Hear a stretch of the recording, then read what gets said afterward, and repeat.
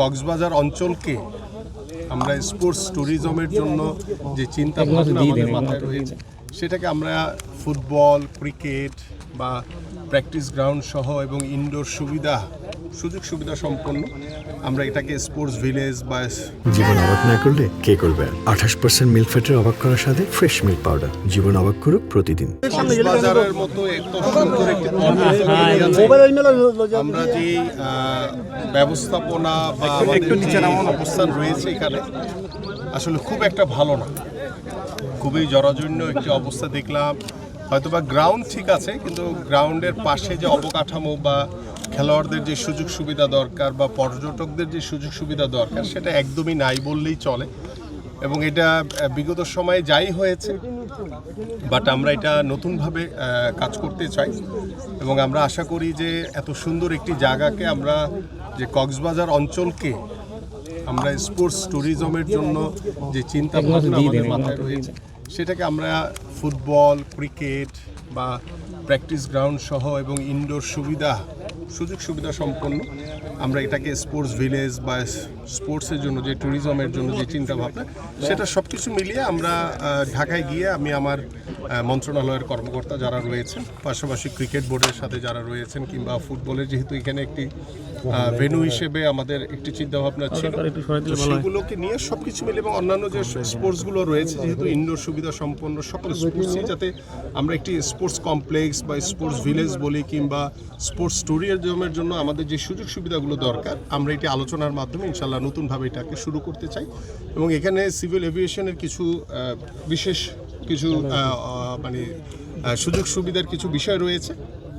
তো আমরা আন্তর্জাতিকভাবে পৃথিবীর অনেক দেশেই আমাদের ফ্ল্যাগ লাইট বা এই আলো সজ্জার যে বিষয়টি রয়েছে সেটা আমরা কিভাবে আলোচনার মাধ্যমে সিভিল এভিয়েশনের সাথে কথা বলে আমরা আমাদের যে আর্কিটেক্ট বা যারা কাজ করবে তাদের সাথে আলোচনার মাধ্যমে এটা আমরা আশা করি যে এই সুযোগ সুবিধাগুলো আমরা নিশ্চিত করতে পারবো ইনশাআল্লাহ। আগে যে শ্রীলঙ্কা ওয়েস্ট ইন্ডিজের যে ভেন্যুগুলো হয়ে থাকে, বিশেষ করে শ্রীলঙ্কার গলটা একেবারে নদীর পাশে, তো সেক্ষেত্রে আমাদেরও এরকম একটা সুযোগ কিন্তু আছে যে আমরা চাইলে ইন্টারন্যাশনাল ক্রিকেট বা তারা সে পর্যায়ে নিতে পারি। তো সরকারের পক্ষ থেকে ওই ম্যান্ডেটটা কাজ করবে কিনা যে গলের মতো করে সাজিয়ে ইন্টারন্যাশনাল ক্রিকেট যদি স্পেসিফিকভাবে বলি যে ইন্টারন্যাশনাল ক্রিকেট কেমনভাবে এই মাঠে ফেরানো সম্ভব কিনা? এটা করাটা অনেক কঠিন একটি কাজ, বাট সেই কঠিন কাজকে সহজ করার জন্য আমরা ইতিমধ্যে বেশ কিছু পরিকল্পনা নিয়েছি।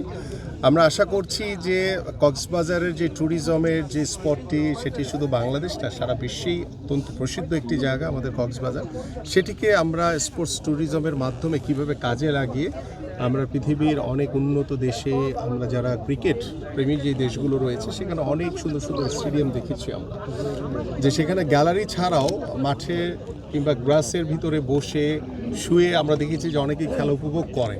সো যেহেতু কক্সবাজারে এমন একটি সুন্দর জায়গা, সেটার আদলে আমরা এই ধরনের কিছু করতে পারি কিনা সেটি আমাদের পরিকল্পনায় ডেফিনেটলি থাকবে। সো আপনারা অপেক্ষা করেন, আপনারাও আমাদেরকে সহযোগিতা করেন, আমরা ইনশাআল্লাহ ভালো কিছুর অপেক্ষা রয়েছে, ভালো কিছু করব। স্যার, সর্বশেষ প্রশ্ন স্যার, এই যে বিগত সময়ে আমরা দেখেছি এটা নিয়ে বিসিবি এবং জাতীয় ক্রীড়া পরিষদের একটা ডেভেলপমেন্ট রশি টানা হয়েছিল, এটা উত্তরণে আপনার কোনো রশি টানাটানি নেই, একদম সোজা রাস্তার সবকিছু চলবে। Thank you sir. মাঠের এইটা এগুলো রোল করতে হবে, আর এখন যেহেতু বৃষ্টির সিজন, বৃষ্টি পড়লে ঘাসটা লাগাই দিবেন যাতে ঘাসটা উঠে।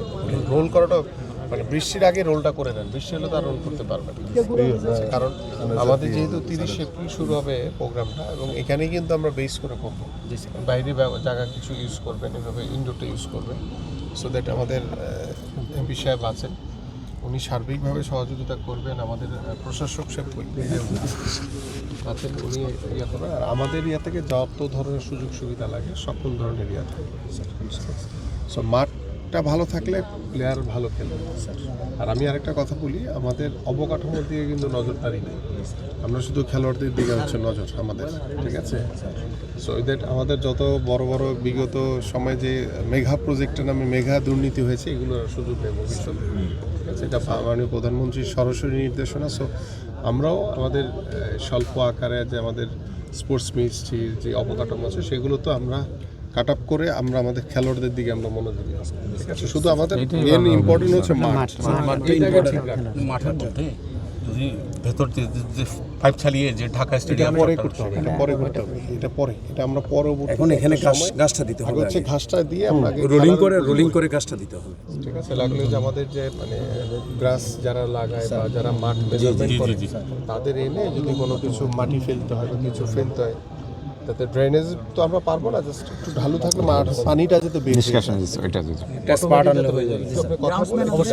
স্যার আমাদের ওই মাঠে গ্রাউন্ডসম্যান আছে বিসিবি, আমরা ওখান থেকে নিয়ে এসে বিগত সময় যাই দায়িত্ব পালন করছেন, এখন থেকে কিন্তু দৌড়ের উপর থাকতে হবে আপনাকে।